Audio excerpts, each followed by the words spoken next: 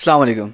तो ये वाली वीडियो शुरू करने से पहले मैंने अपने पास यहाँ पे ब्लू स्टैक्स खोला हुआ है। ये एक छोटा सॉफ्टवेयर है जिससे हम लोग गेम्स जो है वो टेस्ट करते हैं।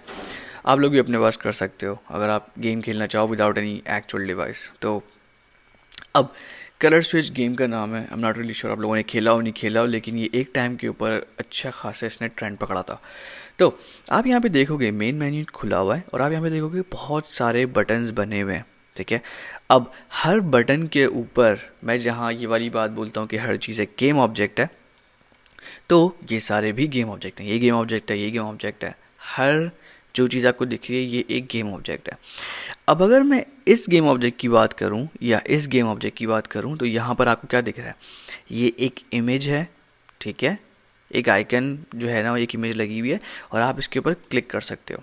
इसका मतलब है इसके ऊपर एक इमेज का कंपोनेंट लगा हुआ होगा और दूसरा इसके ऊपर बटन का कंपोनेंट लगा हुआ होगा। तो अगर आपको किसी इमेज को बटन बनाना है या उसको क्लिकेबल बनाना है तो आप वहाँ पे बटन का कंपोनेंट यूज़ कर सकते हो। ठीक है, अब ये काम तो हो गया मैनुअली, लेकिन यूनिटी के अंदर हमारे पास ऑप्शन है कि हम लोग डायरेक्ट बटन बना सकते हैं और डायरेक्ट हम लोग इमेज बना सकते हैं। तो हम लोग मैं इसको बंद कर लेता हूँ। मतलब इस वीडियो के अंदर हम लोग यही पढ़ेंगे कि इमेज का जो कंपोनेंट है वो कब यूज़ होता है और हम लोग उसके अंदर डिटेल के अंदर घुसते हैं। ठीक है, तो मैं यहाँ पे इसको बंद कर देता हूँ ब्लू स्टैक्स को, क्योंकि मुझे अब इसकी ज़रूरत नहीं है। और चलो ठीक है, ये बंद हो जाएगा।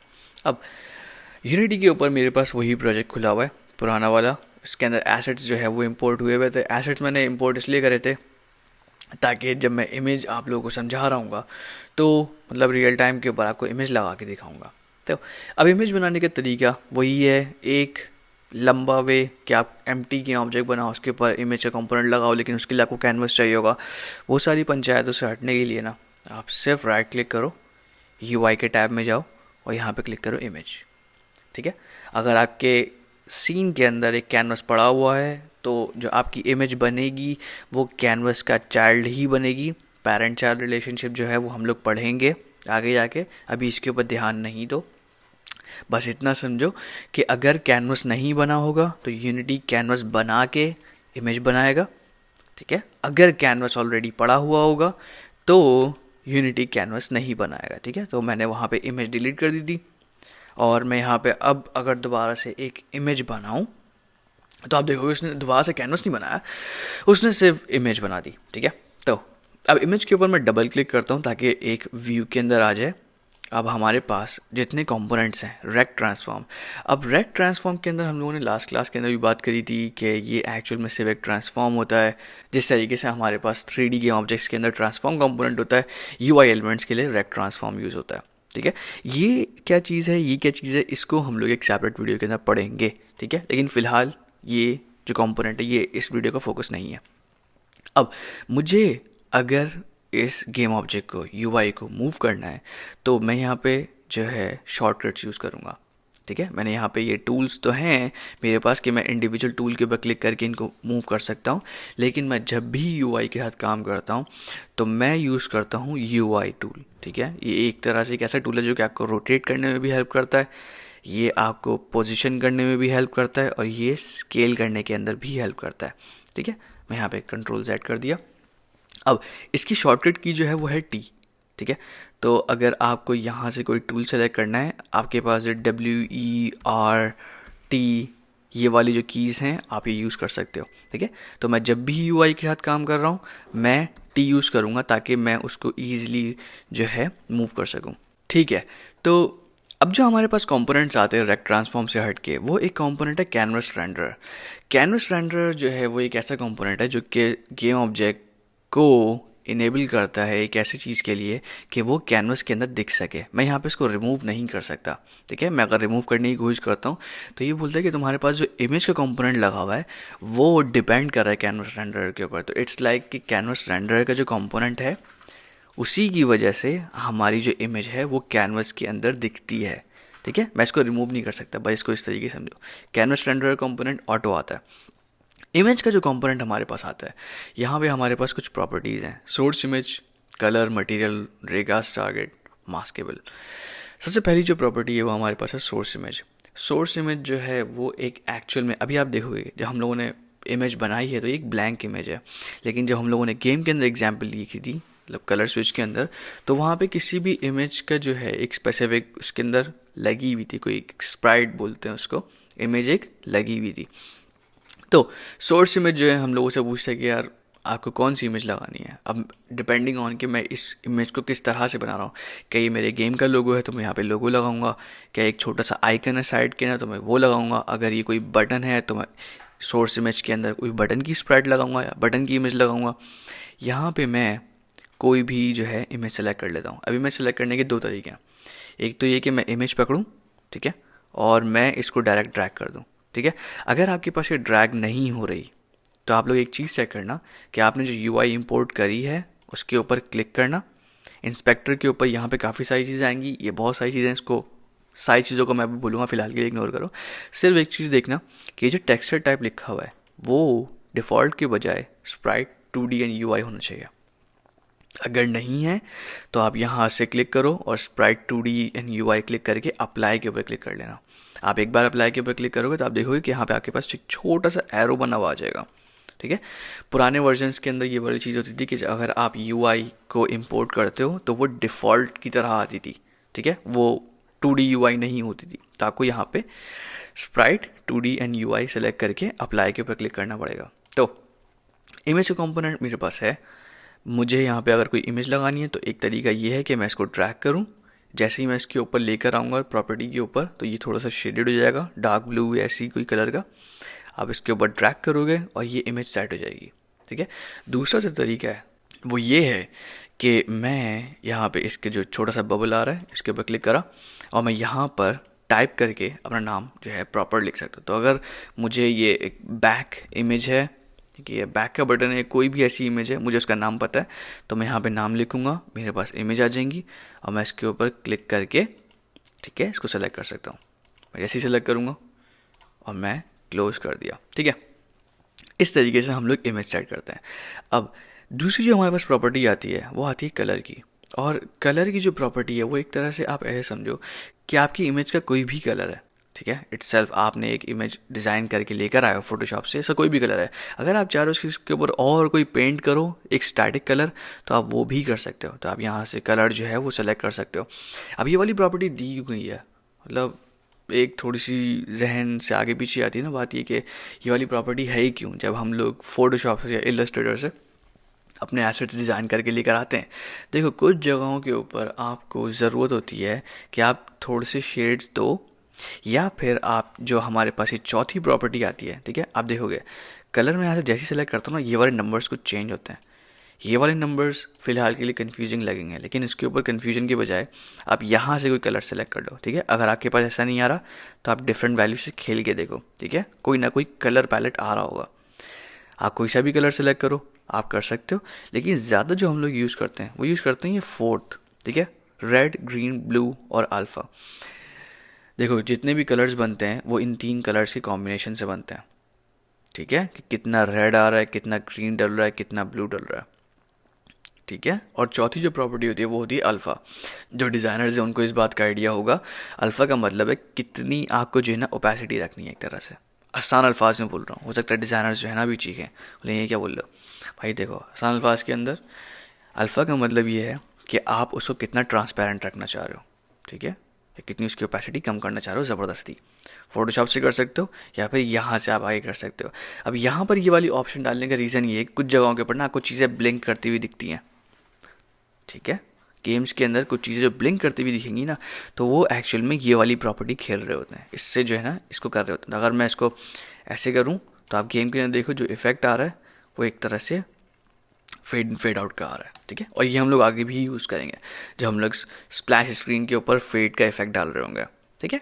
तो कलर की प्रॉपर्टी ये वाली काम करती है कि हमारी जो इमेज है उसके ऊपर अगर हम लोग को फोर्सली कोई कलर डालना है तो वो हम लोग डाल सकते हैं, ठीक है। अब मटेरियल इसको इग्नोर करो फिलहाल के लिए, क्योंकि मटेरियल और टेक्सचर वो एक सेपरेट टॉपिक है, मैं समझाऊंगा।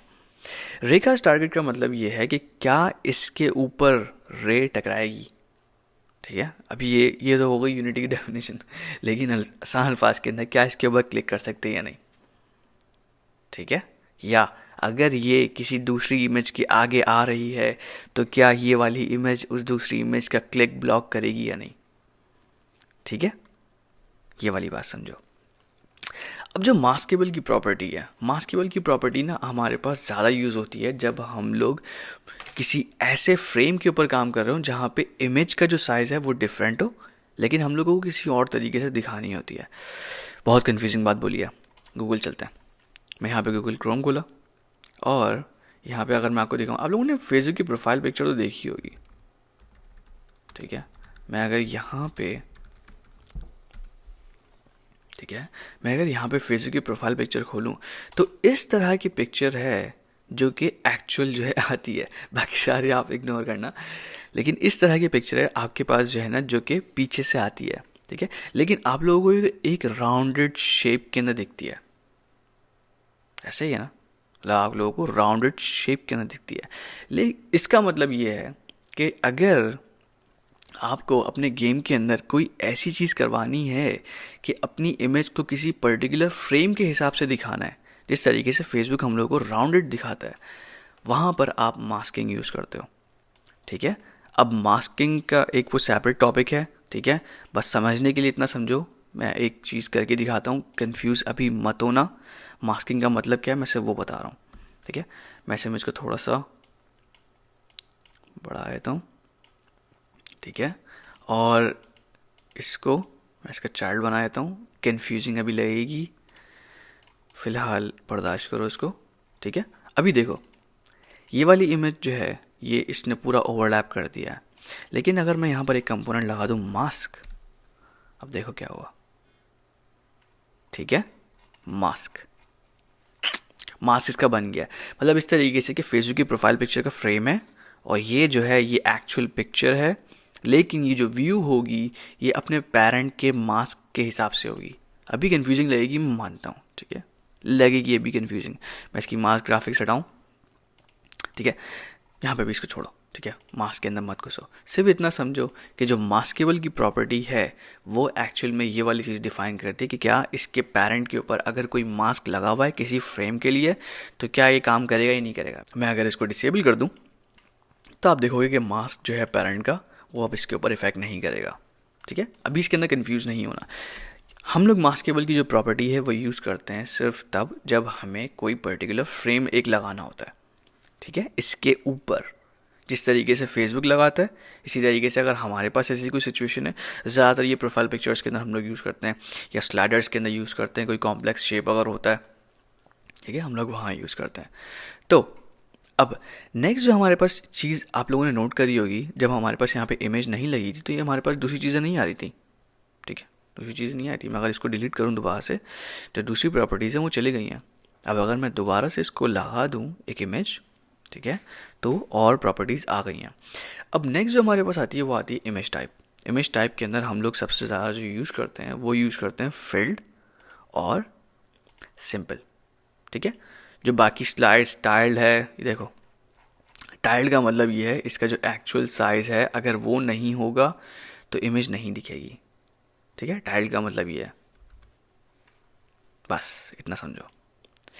सिंपल का मतलब है कि जितना भी साइज़ है इमेज के गेम ऑब्जेक्ट का उसके अंदर इमेज दिखेगी, ठीक है। अब जो हमारे पास आती है फील्ड, सबसे ज़्यादा हम लोग ये यूज़ करते हैं लोडिंग बार्स के अंदर।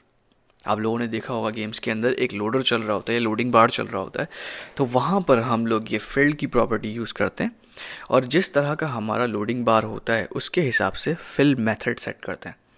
तो अगर मैं इसको पहले तो 0 कर दूं, आप लोगों को ज़्यादा तब समझ में आएगा। तो अगर हमारे पास कोई लोडिंग बार ऐसा है जो कि सर्कल के अंदर घूम रहा है, जैसे क्लॉक जो है एक फिलर होता है, ठीक है, एक टाइमर आप लोगों ने देखा होगा एक क्लॉक का कि वो जो है ना अपने पूरा एक 360 डिग्री का राउंड कंप्लीट करता है, तो वहाँ पर हम लोग फिल मेथड सेट करते हैं रेडियल 360। तो अब इसका जो चेंज है वो इस तरीके से समझो कि जो फिल अमाउंट है यहाँ पे मैंने इसको 0 करा हुआ है। अगर मैं इसको आहिस्ता आहिस्ता से ज़्यादा बढ़ाऊँ, ठीक है, इसकी वैल्यू बढ़ाऊँ, तो आप लोग यहाँ पे नोट करो, यहाँ पे नोट करो, ज़्यादा यहाँ पे ज़्यादा दिखेगा, ठीक है। मैं अगर इसको बढ़ाऊँ तो ये यहाँ पे अपनी जो रोटेशन है वो कंप्लीट कर रहा है या फिलिंग कंप्लीट कर रहा है। अब हमारे पास डिफरेंट ऑप्शन हैं यहाँ पे। हॉरिजॉन्टली कि अगर मेरे पास जो फिलर है वो इस तरह का है, लेफ़्ट से राइट का, ठीक है। वर्टिकल का मतलब है टॉप टू बॉटम वाला, ठीक है। और बॉटम का भी आप सेट कर सकते हो कि स्टार्ट बॉटम से हो रहा है या टॉप से हो रहा है। तो फिल मेथड और फिल ओरिजिन, ये आप डिफरेंट वैल्यूज़ के साथ खेलोगे आपको समझ आएगा। अब सबसे ज़्यादा जो हम लोग यूज़ करते हैं ना, वो ज़्यादा हॉरिजॉन्टल यूज़ करते हैं, क्योंकि हमारे जो लोडिंग बार्स हैं वो कुछ इस तरीके से जा रहे होते हैं, इमेज उसकी चेंज होती है, लेकिन हम लोग ये इस्तेमाल करते हैं। अब मैं इसको दोबारा से सिंपल कर देता हूँ ताकि ये अपनी वापसी शेप के अंदर आ जाए। अब जो स्प्राइट मैश है भाई, इसको फ़िलहाल इग्नोर करो, ठीक है। मैं इसलिए बोल रहा हूँ क्योंकि स्प्राइट मैश का जो कॉन्सेप्ट है वो एक्चुअल में 3D गेम से ज़्यादा मैच करता है, ठीक है। अगर मैं आपको दिखाऊँ सिर्फ एक चीज़ करके, ठीक है, देख लो वायर फ्रेमिंग का है भाई, मैं भी कुछ नहीं समझा रहा, ये वाली बात ऐसे समझाओ, ठीक है। आपको फ्रंट के ऊपर कोई चेंज होता हुआ नहीं दिखेगा, देख रहे हो, कोई चेंज होता हुआ नहीं दिखेगा। स्प्राइट मैच ये काम करता है कि ये आपकी एक्चुअल में परफॉर्मेंस और उसके बाद ऑप्टिमाइजेशन के अंदर किसी न किसी तरीके से कोई इनपुट प्रोवाइड करता है, इसीलिए अभी हम लोग इसको नहीं देख रहे, ठीक है। प्रिजर्व एस्पेक्ट का जो एक हमारे पास प्रॉपर्टी आ रही है, ये बहुत ज़्यादा यूज़ होती है जब आपके पास जो आप गलती करो कि गेम ऑब्जेक्ट को अजीब तरीके से स्ट्रेच कर दो और आप चाह रहे हो कि यार ये ख़राब ना हो। मतलब मैं Ctrl+Z करूँ दोबारा से, आप एक चीज़ देखोगे कि यार आपने जो इमेज बनाई है उसका एक प्रोपोर्शन है, मतलब उसका एक पर्टिकुलर लेआउट है, सही है। आप मतलब एक पर्टिकुलर लेआउट है, आप नहीं चाहो कि यार ये अजीब सी दिखे। मतलब डिज़ाइनर्स तो जो है ना, ये वाली चीज़ देख के उनका दिमाग ख़राब हो जाएगा, गालियाँ देंगे वो। तो गालियाँ खाने से बेहतर है अगर ऐसी कोई हरकत कर रहे हो, आप यहाँ पे प्रिजर्व एस्पेक्ट के ऊपर क्लिक कर दो। प्रिजर्व एस्पेक्ट का मतलब ये है कि अगर आप गलती से अपनी इमेज भी का जो गेम ऑब्जेक्ट है वो आगे पीछे कर देते हो या छोटा बड़ा कर देते हो, फिर भी जो इमेज है वो अपना एस्पेक्ट रेशियो बरकरार रखे, ठीक है। मैं एक चीज़ रिकमेंड करता हूँ, इसको आप करो डिसेबल, ठीक है। और अगर आपने ये हरकत कर दी है, ठीक है, अगर आपने हरकत कर दी है तो वहाँ पर ये जो बटन है सेट नेटिव साइज, ये क्लिक करो, ठीक है। आप जैसे ही क्लिक करोगे ये देख रहे हो इसने अपना साइज़ जो है वो एक्चुअल में वही कर लिया जो कि स्प्राइट का है या जो इमेज है उसका है। अब इमेज का साइज़ क्या है, मैं अगर ये वाली इमेज के ऊपर क्लिक करूं और मैं इसके ऊपर क्लिक करूं, मेरे पास इंस्पेक्टर खुल गया, यहाँ पे नीचे एक लाइन है, मैं अगर इसको एक बार क्लिक करूं तो ये प्रीव्यू खोल लेता है। यहाँ पे मेरे पास इसकी जो है इसका साइज़ आ रहा है 278 बाय 286। मैंने इमेज गेम ऑब्जेक्ट के ऊपर क्लिक करके जैसे ही सेट नेटिव साइज पे क्लिक करा था, ठीक है, आप देखोगे यहाँ पे 278 बाय 286 इसने कर दी थी। मैं दोबारा टेस्ट करवा देता हूँ, विड्थ और हाइट चेंज हो गई, थोड़ी सी और चेंज कर दूँ, ठीक है, चेंज हो गई।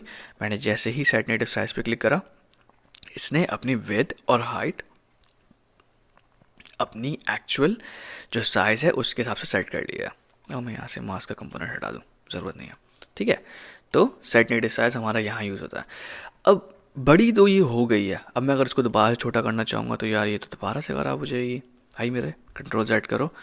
अब ना ये वाली बात हमेशा के लिए याद रखना, जब भी यूआई के कंपोनेंट्स को आप छोटा बड़ा कर रहे हो तो उसको पहले तो टी क्लिक करो, मतलब टी प्रेस करो, ताकि आप यूआई का जो टूल है फ्री हैंड टूल एक तरह से आपको रोटेट भी करता है, स्केल भी करता है, आप उसके ऊपर जाओ, आपके पास ऐसे डॉट्स बने हुए आ जाएंगे। अच्छा मैं पैन जो कर रहा हूँ सीन के ऊपर वो राइट क्लिक करके ऊपर कर रहा हूँ, ठीक है। तो ये आप ना प्रैक्टिस करना लाजमी कि इस एडिटर के ऊपर घूमते कैसे हैं, सीन विंडो के ऊपर कैसे घूमते हैं।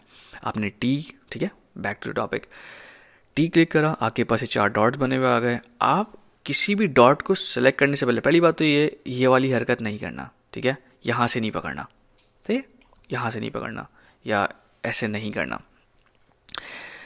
किसी भी कॉर्नर से पकड़ना। और कॉर्नर से पकड़ने से पहले शिफ्ट का बटन दबाना। शिफ्ट का बटन दबाने के बाद आप करीब जाओगे तो ये छोटी होगी, सही है। अब देखो मेरा माउस कहाँ है और इमेज कहाँ जा रही है, ये छोटी या बड़ी होगी अपने प्रोपोर्शन के अंदर, ये अपना साइज़ ख़राब नहीं करेगी। अब अगर मैं शिफ्ट छोड़ देता हूँ तो ये देखो क्या हो रहा है इसके साथ। मैं शिफ्ट अगर प्रेस कर देता हूँ तो ये अपनी अपना जो रेशियो है वो बरकरार रखेगी। अब कोई भाई साहब जो है ना ये वाली हरकत कर देते हैं, उसके बाद शिफ्ट दबा के ना छोटा बड़ा करने की कोशिश करते हैं। भाईजान नहीं होगा, नहीं काम करेगा। जो करंट उसका रेशो आपने एक हरकत कर दी है वो उसी के हिसाब से अपने आप को एडजस्ट करेगा। तो ये वाली हरकत करने से पहले सेट नेटिव साइज के ऊपर क्लिक कर देना और फिर उसके बाद शिफ्ट दबा के इसको छोटा बड़ा करना, ठीक है। दोबारा से मैं इसको छोटा बड़ा कर दूंगा। तो मैं यहाँ पे पोजीशन जो है इसकी सेट करता हूँ सेंटर के अंदर। अब ये वाला तो हो गया इमेज का कंपोनेंट, बहुत यूज़ होता है ये और सब जगह दिखता है। मतलब गेम के अंदर अगर आपको इमेज का कंपोनेंट ना दिखे तो मुझे नहीं लगता कि वो मतलब आप यूआई कैसे देखोगे। बहुत सारी चीज़ें हैं यार, यूआई के अंदर तो बहुत ज़्यादा यूज़ होता है। तो ये वाली चीज़ें प्रैक्टिस लाजमी करो, कोई कन्फ्यूजन है ग्रुप के ऊपर पोस्ट करो, ठीक है, लाजमी, और मुझे बताना ये क्या किया है। बाकी ये है कि इंशाल्लाह कल मिलते हैं। अल्लाह हाफिज़।